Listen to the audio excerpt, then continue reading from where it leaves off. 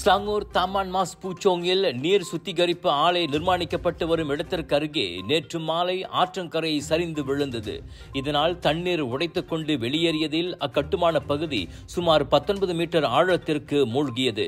எனினும் அச்சம்பவத்தில் எவரும் காயமடையவில்லை. இந்நிலையில் அந்த நீர் சுத்திகரிப்பு ஆலை கட்டுமானத்தை உடனடியாக நிறுத்துமாறு தீயணைப்பு மீட்புத்துறை உத்தரவிட்டுள்ளது. செப்பாங் நகராண்மை கழகமும் பொதுப்பணித்துறையும் அங்கு சோதனையிட்டு அப்பகுதி உண்மையிலேயே பாதுகாப்பானது என உறுதி செய்த பிறகே கட்டுமானம் தொடரப்பட வேண்டும் என அத்துறை கூறியது.